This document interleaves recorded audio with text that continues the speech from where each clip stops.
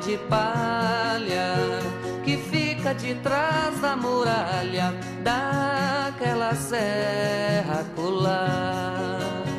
Um barraco, um teto, uma casa, um lar. Não importa o nome, todo mundo sonha em ter o seu cantinho. A moradia é um direito assegurado pela Constituição, uma condição básica para a cidadania, afirmada pela ONU, mas ainda distante de quase 6 milhões de famílias brasileiras. É por isso que o ABCD em Revista dedicou ao tema 12 dos 111 programas exibidos, inclusive o episódio de estreia, Favela Naval. Está ficando bom, a moradia, veio tudo, mas precisa melhorar bastante coisa, né? Neste programa especial, vamos relembrar 3 episódios marcantes desta trajetória de mais de 2 anos. Barão de Mauá, contaminação e omissão. Mais de 1.600 famílias moram por aqui. E o pior, abaixo dessas pessoas estão 450 mil toneladas de resíduos industriais tóxicos altamente perigosos. Especulação imobiliária e o projeto Nova Luz. Uma forma absolutamente equivocada, ilegal do ponto de vista do direito internacional e do direito brasileiro. E um dia sem teto. A estrutura da família é um teto, então começa por aí. Mas a gente luta pelas condições melhores de vida da classe trabalhadora.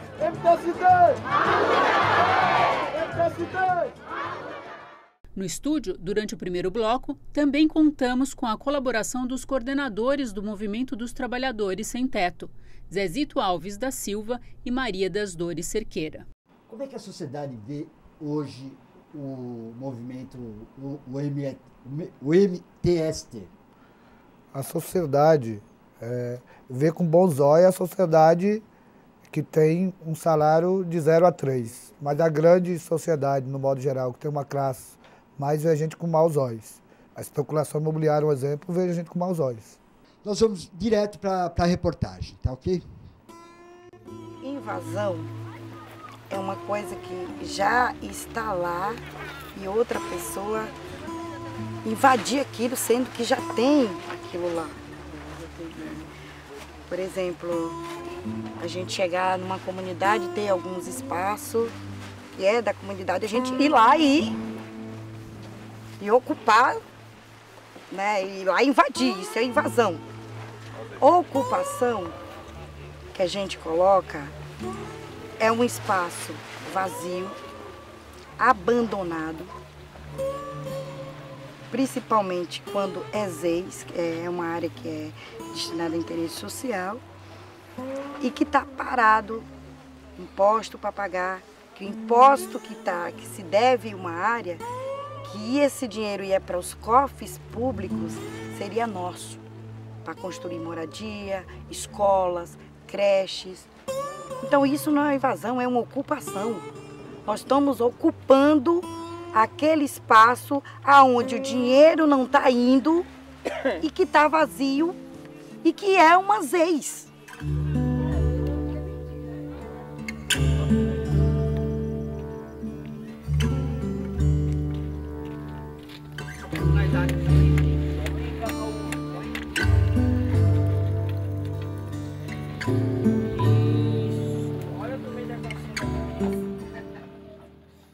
Maria, daria para você explicar um pouquinho mais sobre essa questão de ocupar e invadir um terreno? Tudo bem. A invasão é quando já existe algo lá. Aí você invadir uma casa, por exemplo. Poxa, ali tem dono, de fato está ocupado. Isso para a gente é invasão. Agora, um terreno, é o qual é a nossa luta. Um terreno ao qual se deve IPTU, que esse dinheiro é para os cofres públicos, que deveria, de fato, desse dinheiro ser construída moradias, creches, escolas, enfim. E se esse terreno está parado, porque todo terreno vazio ele tem que cumprir uma função social. Se o terreno está vazio, não está cumprindo uma função social, nós do MTST fazemos ele cumprir, principalmente quando é terreno endividados, né, e que está lá paradinho, servindo para as coisas ruins, a gente faz ele cumprir, de fato, a sua função social, que é abrigando milhares de famílias, centenas, para que um dia que a gente tenha essa esperança, né, e um sonho de um dia a gente tentar mudar esse país e ter teto para todo mundo, a igualdade social. Me diga uma coisa, de que maneira se define, é aqui que nós vamos ocupar? Ou esse nós não vamos ocupar? Como é que se define isso dentro do movimento? Bom, primeiro a gente faz uma pesquisa, né? Porque também não adianta a gente ocupar uma área ao qual não tem a classe trabalhadora menos favorecida. A gente ocupa, de fato, um terreno ao qual a gente vê que tem pessoas em área de risco, pessoas que estão ali debaixo da ponte que não tem para onde ir. A gente faz toda uma sondagem em volta para saber se aquele terreno é bom ou é ruim. Zezito, quando que foi ocupado o terreno ali no Novo Pieri, em Santo André? Dia 2 de março desse ano. Dia 2 de março nós estivemos lá. Como é que está hoje a ocupação? Então, hoje... Que pé está a situação? Porque nós chegamos lá e estava... enfim, aí estava se organizando, aí as pessoas estavam chegando e tal. Hoje, como é que está? Não, hoje está bem estruturado, né? Cada um tem o seu barraco, ou de lona, ou de madeirite, com a sua cozinha dentro do seu próprio barraco. E nós fez de 2 de março até hoje, cumprir a função social ali, que não cumpria, que a Maria estava explicando. Hoje ela cumpre, as famílias moram ali, as famílias saem dali para ir trabalhar, as famílias vivem ali. E ali é o sonho das famílias de ter sua moradia. Ok, eu vou soltar mais uma reportagem, tá, gente? Mais um pedaço da reportagem. Tá? Todo mundo tem que ajudar a, de fato, manter a organização do nosso acampamento. Então, a gente divide em setores. Né? O setor de organização é que dá a dica de como organizar uma ocupação. Aí, com isso, vem o setor de infraestrutura, que é ensinar como se faz um barraco, né, o que constrói o nosso espaço coletivo, que é a ciranda, cozinha coletiva, o barracão, né, e ajudar as pessoas, orientar como se faz os barracos para também não fazer um barraco que caia. O trabalho do militante da infra, como é que é? É orientar. Primeiro lugar, quando ele chega, ele é o que mais trabalha. Porque quando ele chega é o seguinte, ele tem que dividir o material, entregar o material, primeiro prioridade dos barracos, que vai fazer as barraquinhas. Segundo, a cozinha em seguida, porque já principal a cozinha para de manhã já ter o café da manhã, essa cozinha a gente faz à noite. Na hora que chega a ocupação, ocupou, já vou para a cozinha, vou preparar uns companheiros para me ajudar a fazer a cozinha. Então a junta todo mundo, faz a cozinha, aí de manhã a gente vai providenciar o banheiro, que é um ponto principal também, para não ficar por fora, fazendo a necessidade lá fora, para não dar problema.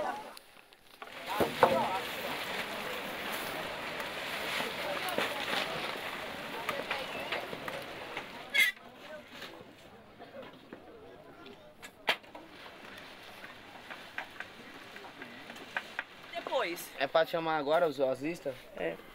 A coordenação, que pega a lista de presença das pessoas, para saber quantas pessoas estão vindo de fato, porque não adianta aquelas pessoas que vêm, eu vou fazer o cadastro, fez o cadastro, some achando que está tudo ok, e que as pessoas que estão aqui no veneno e ela está lá, de boa, né, assistindo a sua televisão, não funciona assim.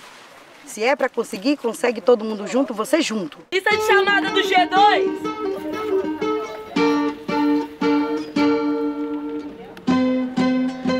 Gente, vamos prestar atenção. Lista de chamada do G2. Oi, Elisângela, me conta uma coisa. O que é essa lista de chamada? É assim, para saber quem está no acampamento, né? De manhã, à tarde e à noite, porque a gente sabe que tem gente que trabalha, porque às vezes está ocupando o lugar de quem realmente precisa. Para evitar de uma pessoa chegar, eu vou pegar esse salão aqui, não, essa tenda aqui não, porque já tem fulano morando aqui, já tem Léo morando aqui, já tem Maria morando aqui. Não pode. É bom assim, porque a gente acaba não tirando uma pessoa que realmente precisa para colocar uma pessoa que não precisa.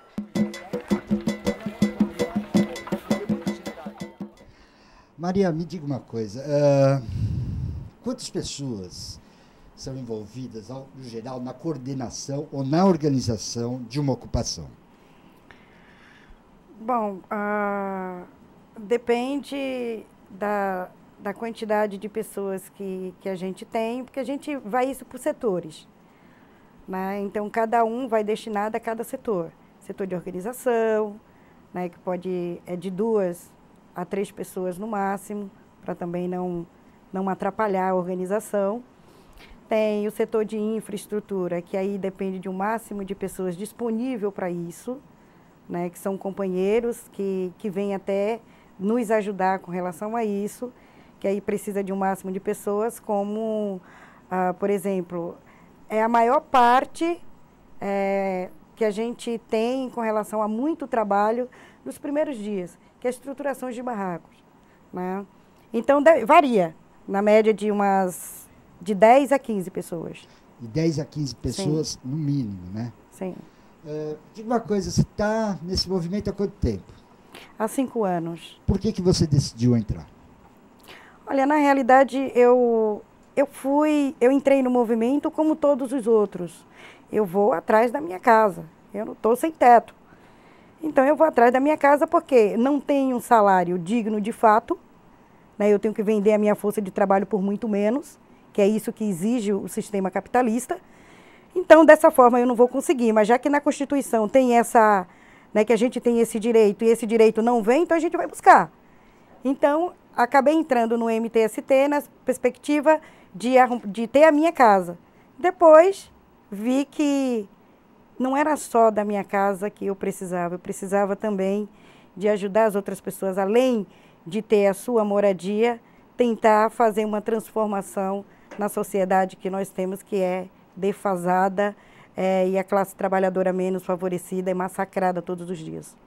Zezito, por que você decidiu entrar no movimento e falar, bom, é nessa luta que eu vou? Eu também entrei por minha moradia, né? Entrei como qualquer um outro entrou. Só que uma semana depois eu vi a necessidade de ajudar a organizar as pessoas, porque nesse momento não tinha uma bandeira ainda que representava. Foi espontânea essa ocupação. E aí eu me interessei de ajudar as pessoas, fui atrás do MTST em 97, e o MTST ensinou como fazia, orientou, e estou até hoje, para ajudar novas pessoas a ter a sua moradia. O que você aprendeu com o movimento, Maria? O que o movimento te ensinou de mais importante, a não ser ter uma casa, enfim? Olha, o movimento me ensinou várias coisas que eu não tinha e não percebia na realidade. Por exemplo, a solidariedade, porque o mundo lá fora é diferente. Você luta, você trabalha e você pensa só no seu umbigo. O MTST me ensinou que não é assim. As lutas coletivas a gente se consegue junto.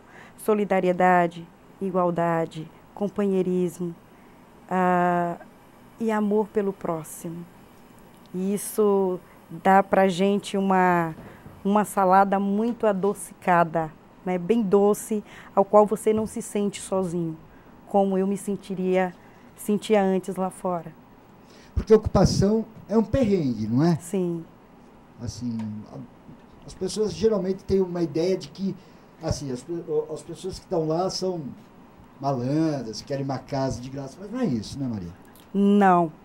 Tem essa organização que a gente organiza antes mesmo de acontecer a ocupação, ela justamente nos proporciona a organização melhor.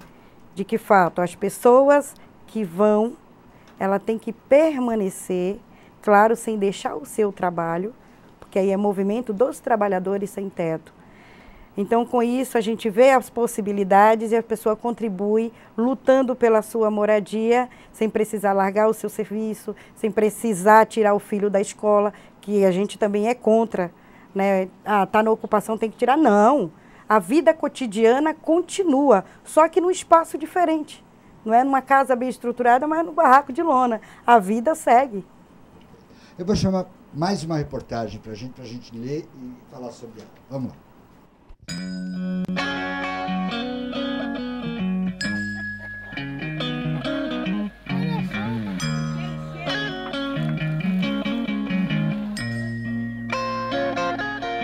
Nós não estamos tentando roubar nada de ninguém. Não estamos tentando pegar nada de ninguém. O que nós queremos? Nós queremos um pouco mais moradia. E a nossa política não é uma questão de construir favelas. Não, por isso que a gente tem essas negociações tanto com o governo do estado, governo federal, né, governo municipal, para que perceba de fato que a gente não quer construir favela. Até mesmo que moradia digna não é barraco de madeira.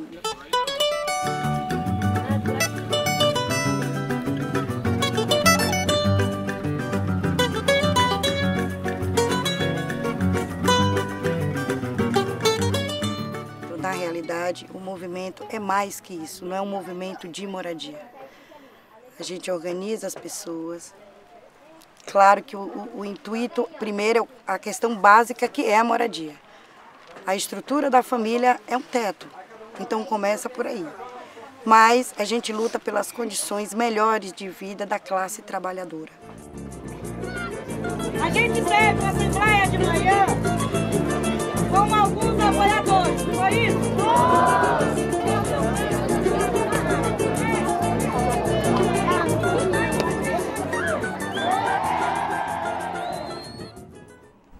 Zezito, é para você. Por que é importante o movimento dar mais do que moradia para as pessoas?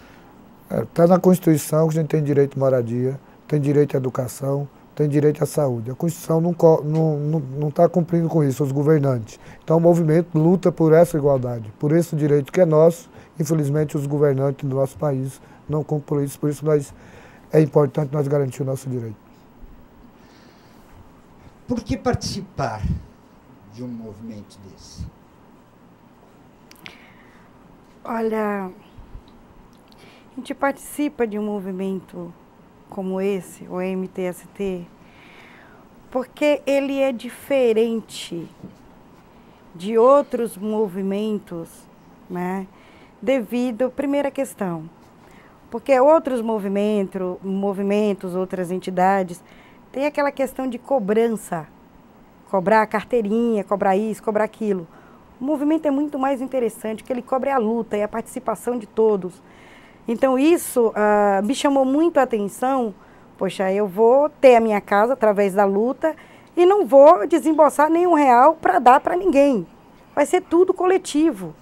Então isso me chamou a atenção, porque muitos cobram e não faz absolutamente nada. A nossa luta é direta, é na hora, é no vamos ver.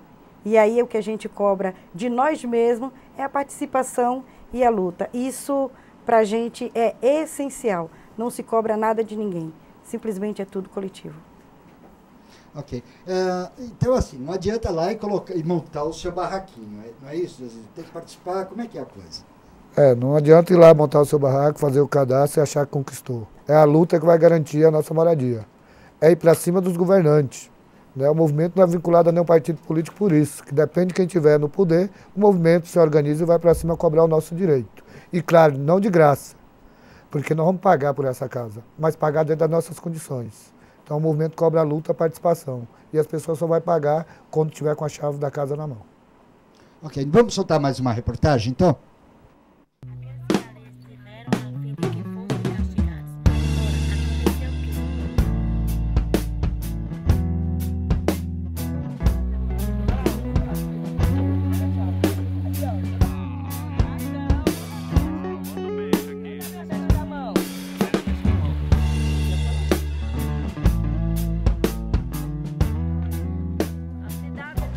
Olha, eu tive uma casa lá na cidade de Tiradentes, da Coab. Só que o pai dos meus filhos me largou e ele tomou a casa e vendeu. Tem 24 anos que eu tento uma casinha, mas não consigo. Gente, que a gente está procurando uma moradia, senão eu acho que eu não ia me submeter a sair de casa, largar meus filhos lá, para estar aqui nesse meio, né? Por que você decidiu vir? Por que eu decidi vir? Porque eu não tenho onde morar. E ontem mesmo a gente recebeu uma mãe com 6 filhos, cara, sem teto, com recém-nascido no colo. E nós acolheu e deu um lençol. É realmente gente que não tem mesmo onde ficar. Para estar aqui, só quem de fato precisa passar num perrengue desse. A gente mapeia cada família que está aqui dentro. Quem não tem casa tem que lutar, né? Para ver se consegue um pedacinho, né? Tem que falar que o prefeito tem que liberar isso aqui pra gente. Porque aqui tem que ficar de família, mãe de família. Zezita, para você, como é que o movimento vê a política habitacional do governo? O movimento vê a política nacional do governo, tanto estadual como nacional, que é só para a classe alta. Tá certo? Por exemplo, esse programa Minha Casa Minha Vida do governo federal. Quem está ganhando é só as famílias que têm acima de 4 salários mínimos, que as grandes empresas, construtora, imobiliária, especuladora. Como no estado de São Paulo, a mesma coisa. No estado de São Paulo é 1.500.000 famílias que não têm habitação, de baixa renda, dados oficiais do próprio governo do estado. Como é que está a situação do Pinheirinho hoje, do novo Pinheirinho, Maria? Bom, a situação do novo do Pinheirinho, ela está instável, ela não está estável. Devido, tem essa transição agora, né, da nova gestão, que está entrando aí o PT. O que a gente coloca, e isso a gente já buscou, é dialogar com as duas partes. A que a gente já vinha dialogando e essa nova gestão, para que ninguém fique desatualizado do que está, para depois não dizer, vocês não me informaram. Então, a gente está buscando essa negociação com a nova gestão para atualizar do jeito como está o Pinheirinho agora e, possivelmente, o que poderá se fazer para dar resposta para aquela classe trabalhadora menos favorecida que está lá. E o que você acha que precisa para melhorar, o essencial para se ter uma política habitacional justa nesse país?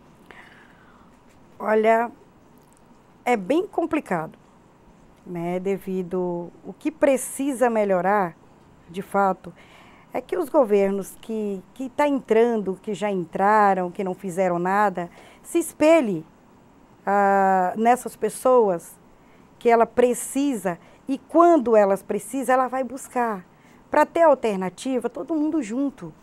Se tiver interesse político de ajudar, consegue. Não adianta governo nenhum dizer, não consegue, está difícil. A partir do momento que queira se ajudar, movimento, junto com a gestão, governo do estado, governo federal, tem condições de dar a moradia que essas pessoas precisam. Eles dizem que tem um grupo que vai vir aqui investir. Nós temos como investir na região, só que não podemos.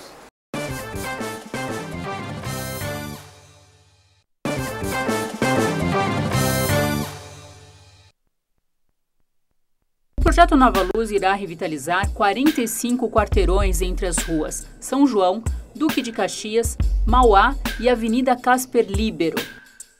São mais de 300 mil metros quadrados, onde estão cerca de 12 mil moradores, 10 mil lojistas e 50 mil trabalhadores.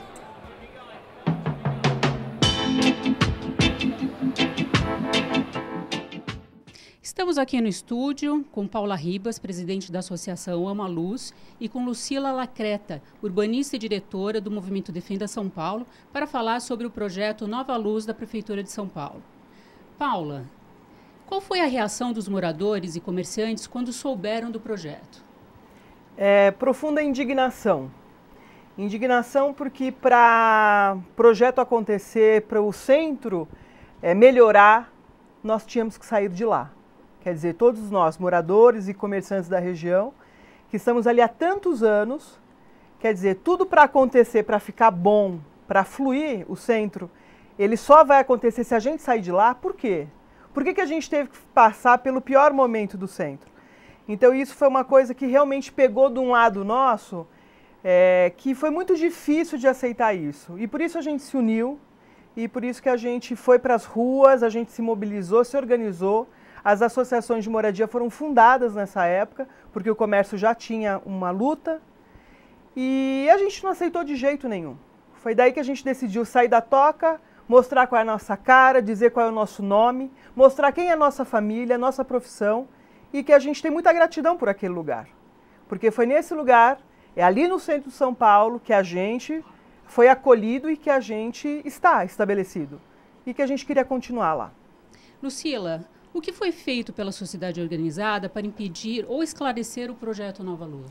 Bom, desde o início, desde antes da lei ser aprovada, porque quando a Prefeitura enviou para a Câmara Municipal a aprovação do projeto da concessão urbanística e logo depois o projeto do bairro da Nova Luz, a população tomou conhecimento e ficou indignada com a proposta que era ter um concessionário urbanístico, que é uma empresa, um conjunto de empresas que, a pretexto de implantar aquele projeto já pré-estabelecido, poderia ganhar dinheiro compensando o custo que iria gastar ali na infraestrutura, novas calçadas, enfim, novas áreas verdes, podia demolir, fazer desapropriações, comprar ou vender o que quiser com os imóveis para ter o seu lucro.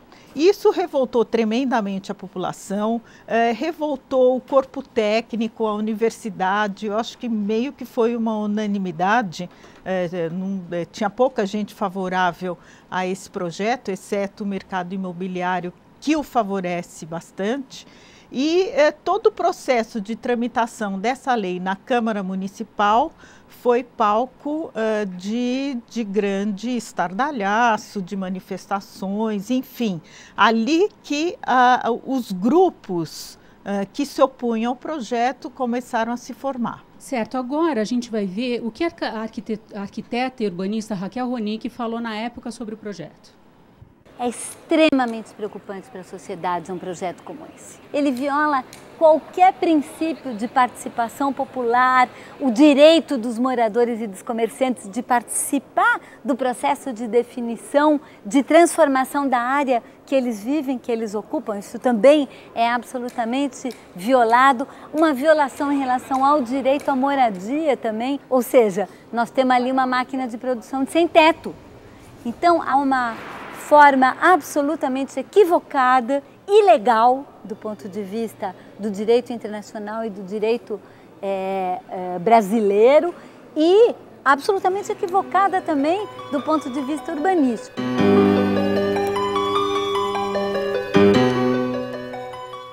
Lucila, você também acha um equívoco do ponto de vista urbanístico e por quê? Eu entendo que é um equívoco enorme. Primeiro, o projeto já veio pronto. A gente não sabe direito até hoje qual foi a origem desse projeto, quem fez esse projeto preliminar, uma vez que a Prefeitura não produziu. Então, foi um projeto pronto, que teve a lei da concessão urbanística aprovada e as pessoas tomaram conhecimento daquilo e não participaram da formulação desse projeto. Aquelas 45 áreas que formam o perímetro do projeto Nova Luz, essas quadras têm uma riqueza enorme em relação à produção comercial, aos serviços, aos moradores que tem ali. Tem uma dinâmica muito intensa que foi absolutamente ignorada pelo poder público. Então, toda a vida que existe hoje ali parece que não existia. Então foi feito um projeto assim bem bonito, bem apresentado, como se fosse um bairro americano, mas completamente desconectado da realidade. E aquelas pessoas que moram ali até hoje, que trabalham ali, que geram empregos naquela região, não foram consultadas, foram ignoradas. Parece que aquelas 45 quadras estavam absolutamente vazias e eram simplesmente um produto para o mercado imobiliário utilizar, o que gerou um conflito absurdo, é claro. Vamos ver agora a opinião dos lojistas sobre o projeto. Eles dizem que tem um grupo que vai vir aqui investir.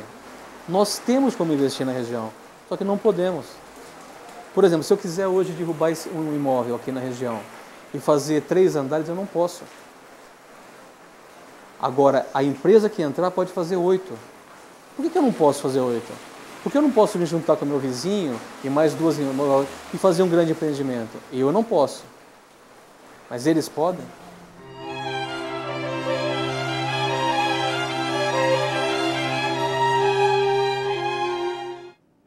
Lucila, o que está sendo falado é sobre concessão urbanística, né? O que você até falou antes.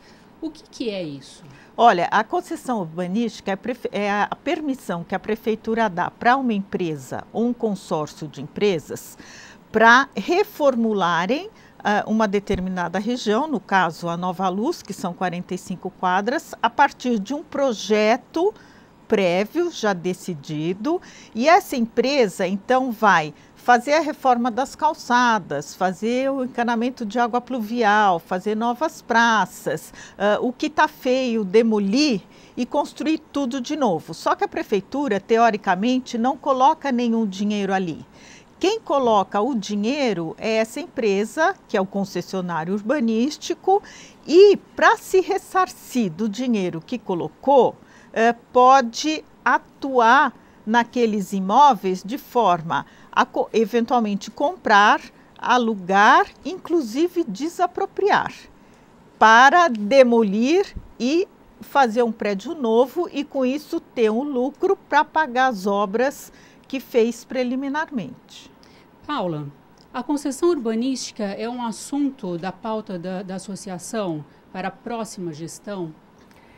Sem dúvida, né? Porque a moradia, quando você pensa em moradia, você não pensa só no lugar onde você vai habitar. Existe um entorno também que ele é muito importante. E quando a gente olha o projeto, até o próprio motivo da concessão, você percebe que as coisas estão desconectadas mesmo, né? Em que você entende que um projeto não foi feito e construído a partir de uma visão social para beneficiar quem está e quem virá, o novo comerciante, o novo morador, já que assim se quer, mas esse plano ele não fecha a conta dele, né? Então, para a gente é um debate, para a gente, sem dúvida nenhuma, a próxima gestão, a partir de 2013, a gente tem grande expectativa. Por quê? Porque nós estamos debruçados nesse assunto há 2 anos e meio, só olhando para isso. E durante esse tempo, nós produzimos o nosso projeto. Como a gente entende, questionamos muito, fizemos muitas reuniões na sociedade organizada e principalmente com a prefeitura. Então a gente pôde digerir muita coisa disso, né? E conversar muito com todos. Então hoje a gente tem um projeto, a gente tem uma proposta de moradia do Nova Luz, incluindo todas as demandas de moradia que tem lá, porque esse debate ele é muito plural. Então você tem desde ocupações, cortiços, até apartamento de 1 por andar lá. Porque a diversidade socioeconômica da região é muito grande. E você tem que fazer algo que prevaleça e que inclua todos que estão ali. Então a gente tem esse trabalho pronto e é com ele e a partir dele que a gente também quer remodelar toda essa visão de morar no centro de São Paulo e de requalificar o centro de São Paulo. E nesse projeto que vocês têm, quais são os princípios dele? Bom, o princípio dele é, a primeira coisa, ter realmente um projeto que dê a conta da questão da moradia de baixa renda da região. A região tem um perfil de ter 80% de quem está ali é inquilino, seja do comércio, seja da moradia. Então a gente entende que a moradia de baixa renda ela tem que ser olhada e tem que ter realmente uma proposta exclusiva para lidar com essa situação. Bom, a segunda proposta que a gente tem é não precisa demolir, né? Vamos ver as impressões dos moradores na época.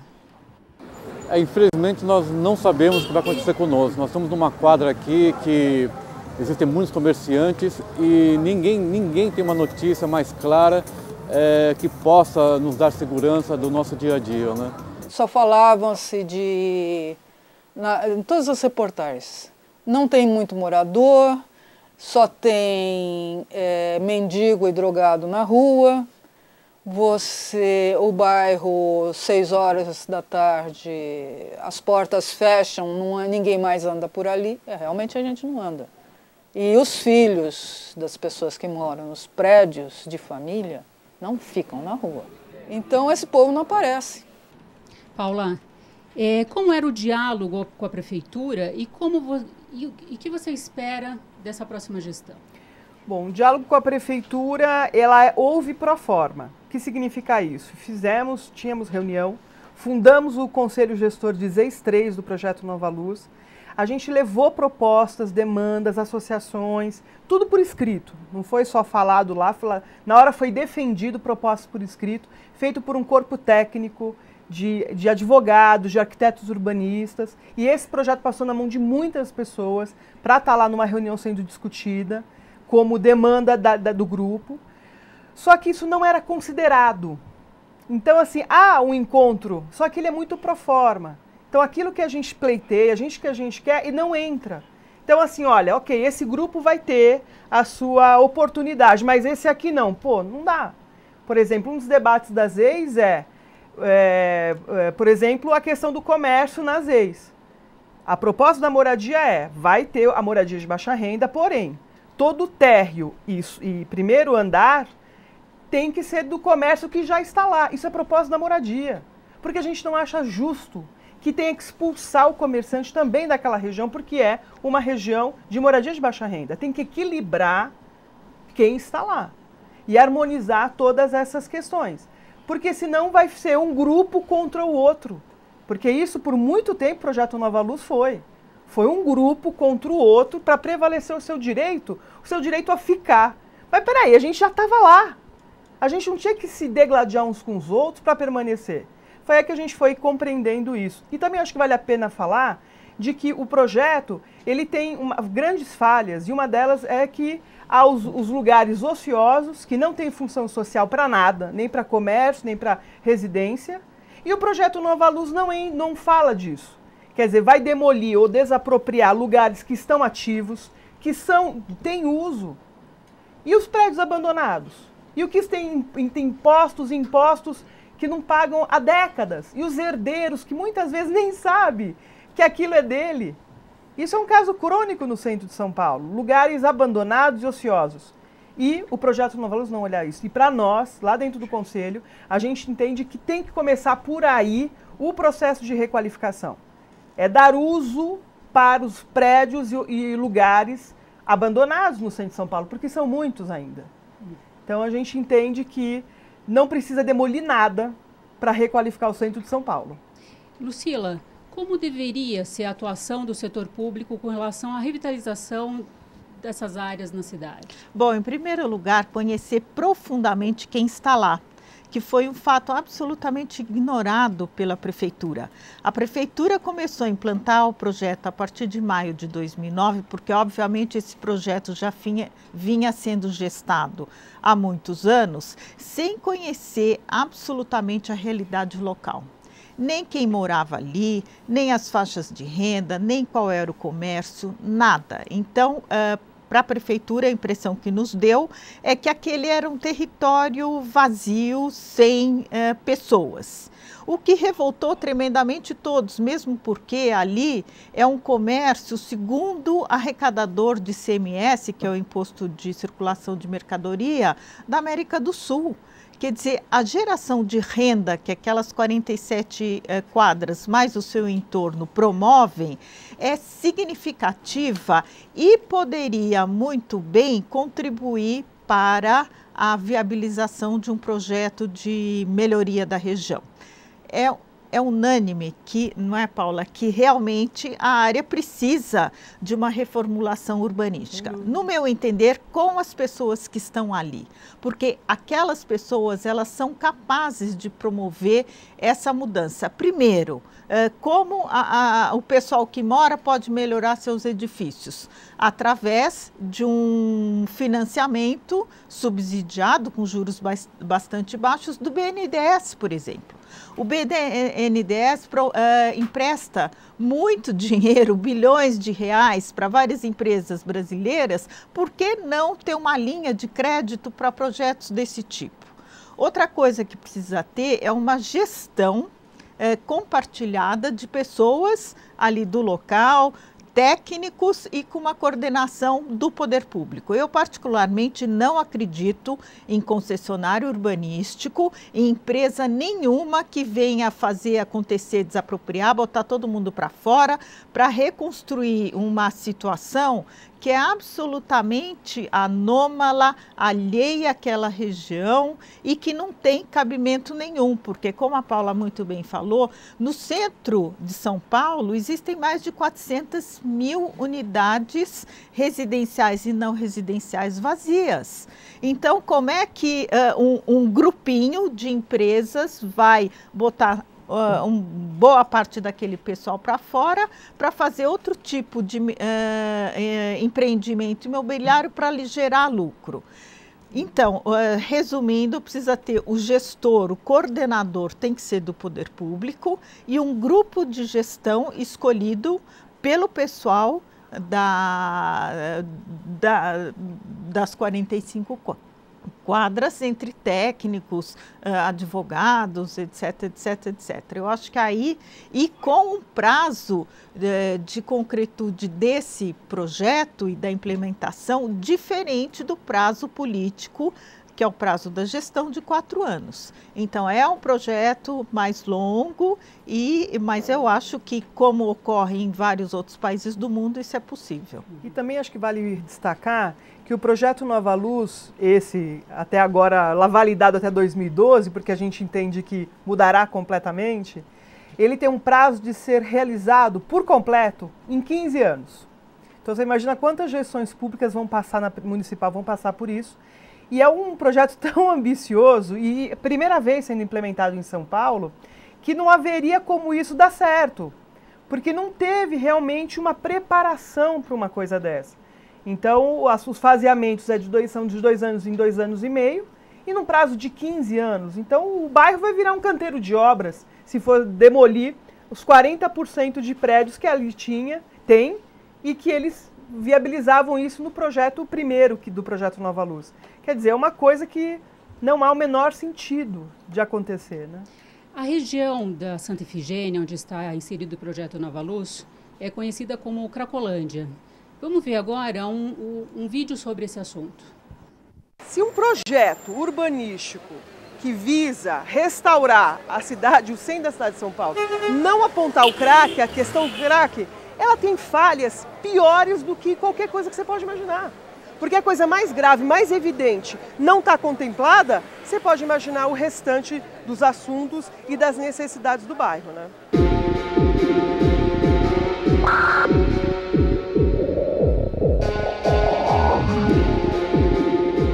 E a forma que está sendo feita hoje, eu acho que foi a pior possível, porque eles espalharam todos os viciados, todos os drogados, todos os dependentes químicos para todas as áreas. O crack já é uma situação que acontece há mais de 15 anos aqui no bairro e ele só está crescendo.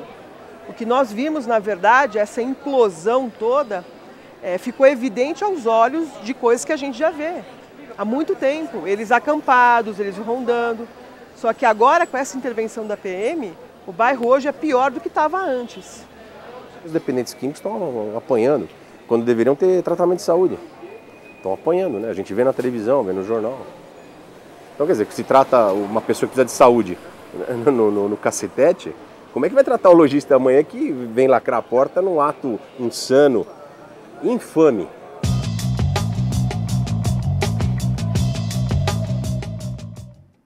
Eu só queria lembrar que esse programa foi ao ar em fevereiro deste ano e perguntar para a Paula se a Cracolândia continua sendo ignorada pela Prefeitura e como vocês vão tratar esse assunto daqui para frente. Bom, já vai fazer 1 ano, né, que aconteceu essa ocupação da PM ali e nada mudou. Né? Então, o que eu disse na reportagem, eu reforço. Está tudo pior, a gente viu realmente que foi uma ação desastrosa, foi uma ação, uma tentativa desesperada de fazer algo acontecer, só que tudo aquilo que foi falado sobre os centros de recuperação, isso foi implementado parcialmente, mas eu não sei efetivamente o resultado. Mas o que eu vejo como moradora lá, e todos os dias eu ainda presencio essas cenas que a gente acabou de ver. Então a gente entende que Cracolândia não é um lugar, e sim um grupo itinerante de pessoas em busca de droga, e eles ficam a noite inteira buscando. Esse é o movimento que eles têm. O projeto Nova Luz, ele não contemplava isso. Se você pegar o projeto em si, ele não tem ações efetivas ou estruturais, principalmente na área de saúde, para essa questão. Só que o projeto Nova Luz, ele se justifica para a opinião pública e para quem está fora desse debate como sendo realmente um grande salvador. Só que no projeto não se fala disso, não se fala como vai lidar com essa situação. Não é fácil, viu? Eu também não acho fácil essa situação. Só que o poder público, ele tem que fazer tentativas de sanar ou de diluir e tratar essa questão, porque é saúde pública, sim, e não é demolindo prédio que você vai lidar com crack no centro de São Paulo.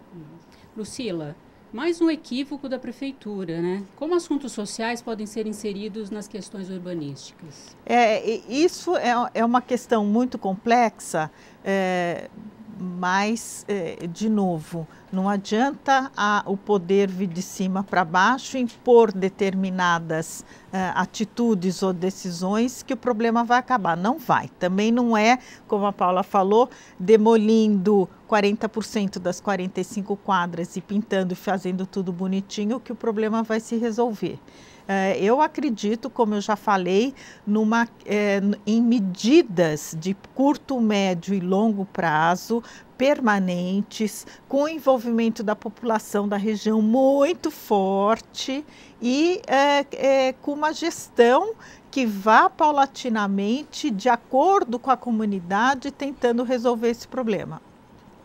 Vamos saber agora a opinião da arquiteta Raquel Rolim, que participou do programa na época, e o vídeo é sobre a especulação imobiliária. Na verdade, o pressuposto desde o primeiro projeto elaborado nessa versão Nova Luz para essa área é um pressuposto de valorização imobiliária e de substituição da população e das atividades que ocupam essa área, né? Então, teve várias estratégias no sentido de promover isso.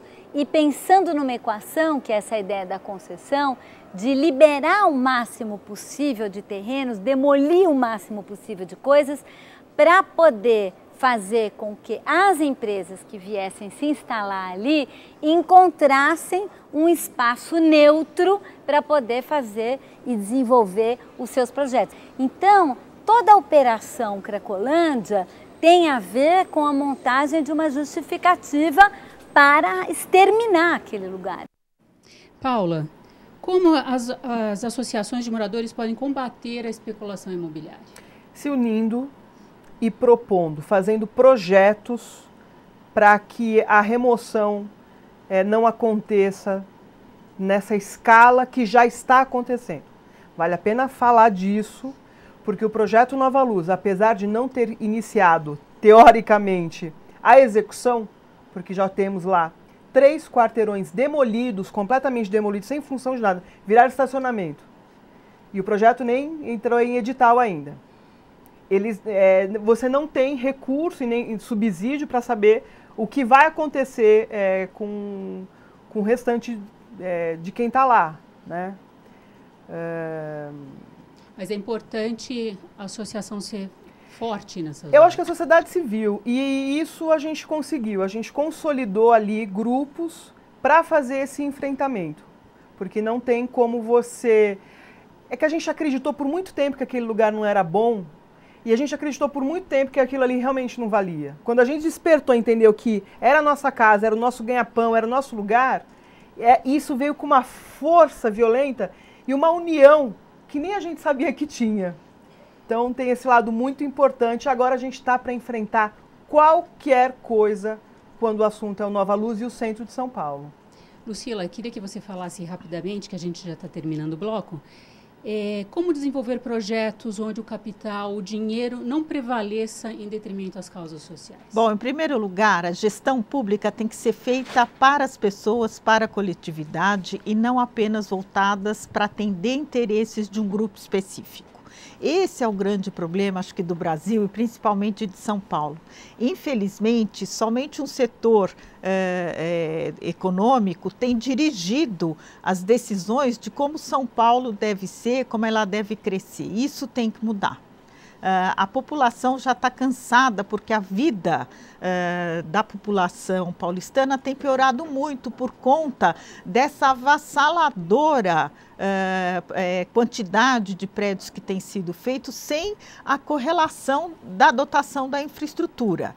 Então, se não mudar essa equação, realmente não tem jeito. E como a Paula muito bem falou, somente a organização da sociedade civil é que pode fazer esse contraponto e exigir do gestor esse controle e prever a cidade para a população de uma maneira geral. Na década passada foi aprovada pelo poder público, em todas as suas instâncias, a construção de um supercondomínio com 72 edifícios nessa área de Mauá. A obra começou em 1996. Em abril de 2000, muita gente já morava por aqui quando um acidente grave trouxe à tona o descaso. Geraldo Júlio Riviello e seu auxiliar Marco Vinícius Ferreira faziam manutenção numa bomba d'água. Ela ficava no subterrâneo, ao lado de um reservatório. Havia pouca luz no local. Geraldo acendeu o isqueiro para enxergar melhor. Ao acionar a centelha, todo o ar do ambiente repleto de gases se incendiou. Geraldo morreu praticamente cozido, como relata sua esposa no documentário Barão de Mauá, Chernobyl é aqui, dirigido por Tatiana Viana. Meu marido estava naquela cama lá, estava tudo escuro, tinha sangue tudo em volta dele.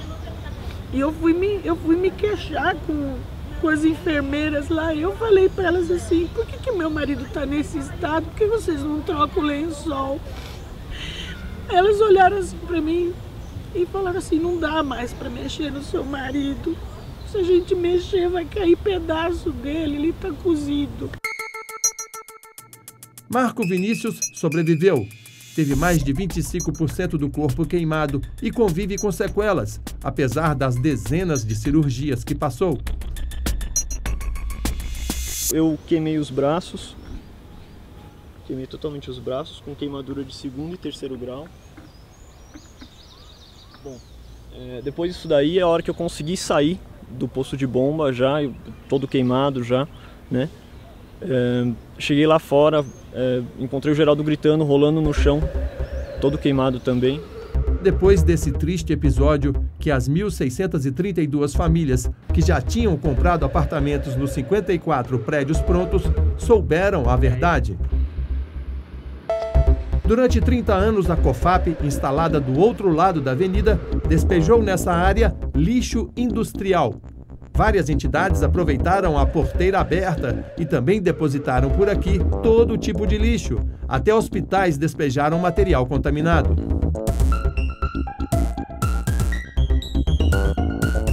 Ao todo, o Conjunto Barão de Mauá teria 72 edifícios, mas a obra foi embargada em 2000 e alguns edifícios tiveram a obra paralisada. Mas 54 prédios foram finalizados, mais de 1.600 famílias moram por aqui. E o pior, abaixo dessas pessoas estão 450 mil toneladas de resíduos industriais tóxicos, altamente perigosos. Em 2001, o Ministério Público propôs uma ação civil pública contra todos os responsáveis pela obra e pela contaminação. A COFAP, as construtoras Soma e a ESQG, a Paulicop e a Prefeitura de Mauá. Diante do quadro, a Justiça suspendeu a construção do condomínio. Em 2006, foi determinada a demolição de todo o empreendimento, a descontaminação do terreno e o pagamento de indenização aos moradores. Acabamos de mostrar um trecho do programa ABCD em Revista, que foi veiculado em outubro de 2010. E agora nós vamos conversar com duas pessoas que foram entrevistadas no programa para atualizar a situação no Conjunto Barão de Mauá. Enfim, estamos com a Aparecida Bolsarim, que era a moradora e também síndica do prédio, e o Dr. José Luiz Coraça Moura, que é o advogado de parte das famílias. Aparecida, a senhora mora no Conjunto Barão de Mauá há quanto tempo? 12 anos. E como é que estão as coisas lá hoje? Continuam pior, estão melhorando, continuam do mesmo jeito? piores, né? Você não consegue fazer mais nada, parece rato, cobras. E vocês não podem fazer nada por decisão judicial, não pode fazer obra alguma? Nenhuma, nem um furo, nem um muro. Estamos sendo invadidos, né? Por pessoas que se drogam, entram no prédio abandonado. Fica muito complicado. Quer dizer, está com problema na cerca, as pessoas entram, viram uma casa. É totalmente aberto lá atrás, né? E inclusive até colocaram fogo, tivemos que chamar bombeiro, né? Então é muito complicada a situação. Doutor José Luiz Corazza, o Ministério Público cumpriu o seu papel nesse episódio? Infelizmente, a atual promotora de Mauá, que cuida do caso em primeira instância, no meu entender, com devido respeito, ela não vem cumprindo, desde quando ela assumiu essa posição, ela não vem fazendo nada em defesa dos seus clientes, entre aspas, porque numa ação civil pública ela representa o povo. E ela é a primeira a dizer que lá o solo não tem contaminação. Quer dizer, ela se sobrepõe ao entendimento do Dr. Anthony Young. Me parece que ela quer demonstrar que ela conhece mais do que ele, uma pessoa respeitada mundialmente, que diz que a contaminação daquele solo gera doenças fatais, mortais nas pessoas que residem sobre aquele solo. E ela diz que não, que lá é tudo normal. A doutora Rosângela Staurenga, ela tem essa Exatamente. postura. A gente, quando fez esse programa em 2010, ela tinha essa mesma postura. A gente vai dar uma olhada num trecho do programa que, surpreendentemente, ela se coloca, parece que a favor das réis, em vez de ser assumir o papel da promotora. Vamos ver mais um trecho do programa, por favor. A promotora do Ministério Público responsável agora pelo caso do Conjunto Barão de Mauá é a doutora Rosângela Staurenga. Ela não acredita que o nível de contaminação no condomínio seja tão grave quanto tem sido divulgado. Não há nenhuma comprovação de nexo entre o que eventualmente as pessoas têm de doenças lá e as substâncias que estão no subsolo. Seria impensável a gente imaginar que com 1.800 famílias morando lá, ninguém fosse ficar doente. Na cidade inteira as pessoas ficam doentes por causas variadas. Eu acho que é uma afirmação bastante infeliz. Nesse caso, especificamente, nós temos nexo causal, uma concentração alta de 44 substâncias que nós sabemos que podem ser prejudiciais à saúde. Nós temos uma concentração maior e nós temos pessoas que habitam lá, ficam várias horas do dia, durante anos, se expondo a essas substâncias. Portanto, a probabilidade de desenvolver uma doença química devido à exposição química é maior do que uma pessoa que mora num outro condomínio que não tem absolutamente nada desses gases. A promotora aparece no documentário Barão de Mauá, Chernobyl é aqui, quando surpreende os advogados e seus clientes, moradores do conjunto, durante uma reunião em 15 de setembro de 2008, no mesmo dia em que 70 famílias entraram na justiça pelos seus direitos. A promotora queria convencer aos moradores de que não seria necessário recorrer à justiça. A doutora Rosângela, surpreendentemente, estava acompanhada dos advogados da Prefeitura de Mauá, de 3 viaturas da polícia e 12 guardas municipais. Afirmou ser impossível abreviar o recebimento das indenizações e garantiu que é seguro morar no Barão de Mauá. Bom, Aparecida, a senhora mora lá há 12 anos. A promotora Rosângela Staurenga disse que não existe causa e efeito em relação às doenças que aparecem por lá. E a gente sabe que as pessoas estão aparecendo com doenças, crianças com câncer, natimortos, coisas muito graves. As pessoas continuam adoecendo de uma maneira diferente lá? Continuam tendo um índice alto de alergias, de câncer, né? Assim como você mesmo disse, eu falei com ela recentemente, ela falou que a poluição que é considerada ali é a mesma da Avenida Paulista, que isso não tem nexo, não tem, entendeu? Não tem um fundo, né? Agora, há 2 anos, quando eu estive lá e entrevistei a senhora disse que tinha apareciam umas feridas, né, umas manchas nos seus braços. que já fazia um tempo, desde que a senhora se mudou para lá, as manchas ainda permanecem ou a senhora conseguiu vencer esse problema de saúde? Não, permanece. Eu já estou assim há 12 anos já. 12 anos. 12 anos e eu não consegui ainda tratamento adequado, ainda não consegui uma cura. Bom, então, usando a senhora como exemplo, quando a senhora vai ao médico, o que ele fala? O que eles falam? Como é que vai tratar isso? Olha, o médico, ele só vem com paliativos, né? Que são tratamentos que procuram amenizar a coceira, tudo, mas nada definitivo. Né? Eles não eles não encontram uma causa, né? Eles falam que a dermatologia está muito longe de poder diagnosticar. Uhum. Tá, doutor, na época, quando esse empreendimento foi feito, a COFAP, a gente vai mostrar isso, que a COFAP despejou naquela região lixo tóxico, né, por muitos anos. E enfim, houve, ao meu ver, uma omissão de empresários do poder público em relação a esse caso. Foi feita também uma observação muito infeliz, né, na época, de um dos empresários. Como é que o senhor vê a posição desses empresários em relação ao caso? Em qualquer outro país do mundo, onde se exerce a justiça em benefício dos menos favorecidos, eles seriam condenados por atos criminosos. No meu modo de ver, eles agiram criminosamente. Uhum. Agora, o Kandinsky, né, Kaczynski, ele fez um pronunciamento, né, que saiu na revista Veja, que a gente depois vai até mostrar esse trecho. Né? Ele disse, por que compraram, se sabia, não, como é que é mais ou menos? Por que compraram? Compraram no lixo, que morram no lixo. Né? Isso é muito grave. É o que eu disse, se nós estivéssemos num outro país, ou melhor, eu hoje tenho o prazer e a felicidade de dizer que o Brasil está caminhando para um país que tenha justiça. O exemplo vem vindo do ministro Joaquim Barbosa. Que não se perca de vista esse nome e que nós possamos preservá-lo por muito tempo, porque é uma pessoa que quer fazer no país o que ele fez, condenando à prisão pessoas tão importantes, eu temo pela saúde dele e pela vida dele. Certo. A gente vai ver agora mais um trecho, para a gente colocar mais fogueira na nossa conversa aqui, o trecho que a gente fala da posição das pessoas responsáveis pela contaminação, para a gente poder falar mais sobre esse assunto. Vamos ver mais esse trecho.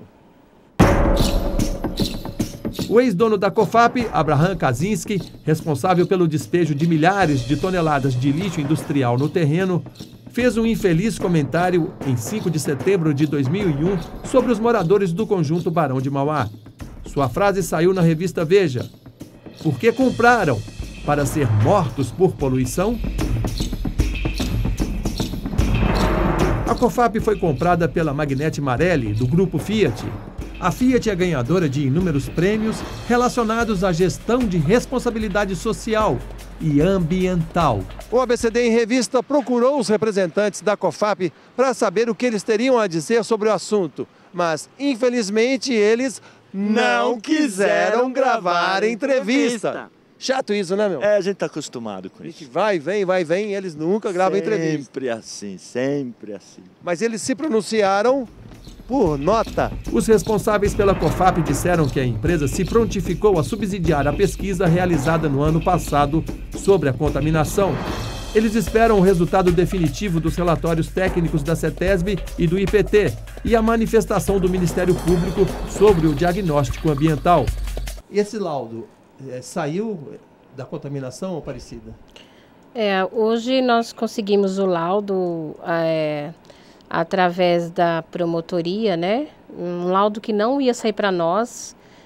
Aconteceu de furar aí, né, o esquema deles e nós conseguimos pegar o laudo. Nesse laudo, eles colocam ali que eles querem petrificar o lixo, né, que é colocar cimento no terreno, né, para tentar segurar para que ele não se propague mais.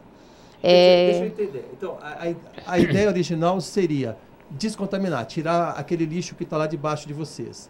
Então agora a ideia é colocar cimentar, petrificar aquilo que está lá embaixo. Isso, petrificar, que é jogar cimento. E essa sugestão foi feita por parte de quem? Foi por parte da Geocloc, uma empresa contratada pela COFAP, no qual ela passou esses laudos, né, para a CETESB, onde a CETESB aprovou metade do laudo e outra metade eles ficaram de revisar. De início, eles querem retirar todos os térreos e furar todos os térreos para fazer mais análises e ver o que eles vão poder fazer em relação ao lixo embaixo dos prédios. Não querem mexer nos outros, só vão mexer nesses 11 prédios, né, nos térreos. E na parte de estacionamento, que o índice de explosividade está alto. Foi constatado que o índice de Foi constatado que está alto. Uma pessoa acender um cigarro no estacionamento arriscada a É pegar muito fogo. perigoso, né? E, inclusive, eles querem fazer todo o trabalho novamente de furação e de colocar novas tubulações. Porque a tubulação que está ali, ela não está funcionando, ela está parada, pelo que o laudo indicou, de 2006. E hoje constatou-se assim, que nos térreos existe, né, gases poluentes, gases que são contaminantes, inclusive cancerígenos, né? Porque eles não são só potencialmente incendiários, explosivos, eles também transmitem, podem provocar câncer nas pessoas. Isso, pelo e que está. De pele também, né, Cida? Isso, pelo que está no laudo, sim. Só que assim, eles só fizeram exames, eles fizeram só análise nos térreos, eles não chegaram a fazer para cima. Né? Não entraram em todos os apartamentos para constatar se existe esse tipo de gás no ar lá dentro, né? Agora, vocês acompanham quando eles vão fazer esse tipo de teste? Vocês dão algum palpite? Mas só vai fazer aqui embaixo, não vai fazer ali em cima? Ou vocês não têm nenhuma autonomia quando esses testes são feitos? Não, eles costumam cercar a área e você não pode ficar muito perto. Eles não gostam que você veja o trabalho deles. Eu tentei filmar, eles não deixaram. Não fui permitida filmar. Inclusive, quando eles começaram a fazer a furação, houve o cheiro de muito gás nos nossos apartamentos. Nós tivemos que descer, conversar com eles. Eles falaram que não estavam sentindo, que eles estavam bem. Por que nós estamos sentindo? Foi o que eles passaram, né? Doutor Zé Luiz, essa Geoclock, ela, pelo que me consta, ela fez um laudo logo em 2001. O que dizia esse primeiro laudo? Dizia tudo isso que nós sabemos, que o Dr. Anthony Young, com muita propriedade, acabou de revelar aí no vídeo. Que lá existem 44 substâncias tóxicas, das quais 10 altamente cancerígenas. Isto, inclusive, faz parte do documentário que nós fizemos, Barão de Mauá, Chernobyl, é aqui. Agora, para surpresa de todos, a ação pública civil é movida pelo Estado. Ao invés do Estado patrocinar esse novo laudo, quem patrocina é a RE, a COFAP, ela paga. E se nós entrarmos no site da Geoclock, ela tem lá nos principais clientes a Fiat. A Fiat nada mais é do que a dona da COFAP. Quer dizer, então como é que se pode dar credibilidade a um laudo que é feito e pago pela RE? E a RE é uma das melhores clientes da empresa. Este é o laudo que a promotora, doutora Rosângela, está se louvando para dar andamento. Quer dizer, o que o laudo fez? O laudo resumiu a 10% o tamanho do problema e vamos resolver os 10%. Quem mora nos outros 90%, aplica-se aquela frase do Kaczynski, morram. Essa é a verdade. Então, quer dizer, a própria Geoclock, ela refez os laudos e dessa vez esses laudos tornaram evidente que o mal não era tão assim, tão não era assim, quer dizer, é a primeira vez no mundo de que uma poluição retroage sem que seja feito nada, por obra do acaso. Não é? Quando nós temos uma confirmação de que os 330 mil metros quadrados foram totalmente contaminados por lixo de todas as indústrias daquela região, principalmente pela COFAP. Agora, depois de 10 anos, diminuiu a poluição, sem que nada tenha sido feito. Eu tenho a coragem de dizer que essa contaminação não está restrita aos muros do Barão de Mauá. Lamentavelmente, se espalhou a todo o redor. Quer dizer, tem muitas outras vítimas que não fazem parte do Barão de Mauá, mas que estão nas cercanias. Isso daí é de uma gravidade tão grande que nós já falamos com o governador de estado, nós falamos com o secretário do meio ambiente, nós falamos com todo mundo, desde a época em que o Serra estava lá. Mas ninguém toma providência, porque, infelizmente, não é um problema. O problema do Center Norte foi tratado de forma completamente diferente. Fecharam o Center Norte, aplicaram-se multas e fizeram tudo o que tinha que ser feito, porque lá é um shopping de classe média alta. Agora, aqui, infelizmente, o Barão de Mauá são pessoas de poucas posses. Então, o tratamento não é o mesmo. eles não atendem à Constituição. Esse é o meu modo de ver. Nós vivemos uma época em que todos os escândalos no Brasil tem sempre um promotor de justiça por trás fazendo justiça, descobrindo, investigando e fazendo com que a justiça seja feita. Diferentemente desse quadro que é geral no Brasil, no caso do Barão de Mauá, quem deveria fazer isso não faz. Aceita qualquer tipo de laudo e age de contrário, dizendo que lá não tem contaminação. Nós já chamamos elas várias vezes para ela ir morar lá. Ela não vai morar lá. Ela não aceita um copo d'água na casa de nenhum morador. Ela não toma um café, mas lá para ela não tem contaminação. Bom, então a gente vai fazer o seguinte, a gente vai mostrar agora um trecho do programa, né, que foi veiculado em 2010, falando sobre o julgamento. Depois a gente vai finalizar para ver a opinião de vocês. Aliás, eu gostaria de falar mais uma coisa, se for permitido. Ela fez alguma coisa pelo Barão de Mauá. Ela processou criminalmente 7 síndicas, porque foram reclamar dela na Corregedoria do Ministério Público. E ela entrou com ação penal contra 7 síndicas. Naquele momento, eu peguei a fita daquela invasão que ela fez na nossa reunião e mandei para o Instituto de Criminalística para fazer a degravação. Eu não, o delegado titular da delegacia de Mauá. Sabe o que aconteceu? Sumiu o inquérito policial contra as síndicas. Desapareceu, pura e simplesmente. Porque o próximo passo seria condenar ela por denunciação caluniosa. Sim. Que ela não poderia processar ninguém sem ter crime. O que elas falaram foi a verdade do que aconteceu naquela reunião. Então, mais um caso estranho a ser investigado. Os inquéritos policiais sumiram, não viraram processo. Muito triste. Vamos ver o trecho do julgamento. Dessa vez, era para valer. Os moradores se posicionaram como puderam na sala de julgamento, para não perder nada do que era dito. Então, nesse sentido, o promotor público da Câmara do Meio Ambiente, Luiz Antônio de Souza, fez sua exposição e pediu que fosse mantida a decisão judicial de 2006, que previa a demolição do empreendimento, a descontaminação do terreno e o pagamento de indenização aos moradores. Eu peço que a sentença seja mantida na sua amplitude, peço que o recurso ministerial seja acolhido. Os advogados das rés fizeram suas defesas. Entre seus argumentos, disseram que parte do condomínio não havia sido construída sobre o ex-lixão. A área contaminada não atingiria todo o empreendimento. No caso do dano ambiental, a Paulicop não depositou dejetos na área do Barão de Mauá. Não contribuiu para que fossem depositados. O presidente da Câmara Especial do Meio Ambiente do Tribunal de Justiça do Estado de São Paulo, Antônio Celso Aguilar Cortes, foi o último a se pronunciar. Houve um entendimento de que o dano moral fixado na sentença foi excessivo. Então, houve uma redução da fixação desse dano moral. O que me causou surpresa foi o fato de o advogado da Prefeitura de Mauá não ter apresentado sua defesa. Foi ele que, no dia 16, havia pedido o adiamento do julgamento para se preparar melhor. Para vocês entenderem a extensão do conluio de todas essas rés, vocês viram a sustentação oral da Prefeitura? Isso é uma palhaçada ou não é uma palhaçada? Foi decidido que a Prefeitura de Mauá está excluída do processo, porque o prazo para a abertura de uma ação judicial já havia prescrito em 2000, quando o problema veio à tona. Estou indignada. Esperava por essa? Não, mas isso vai ter fim.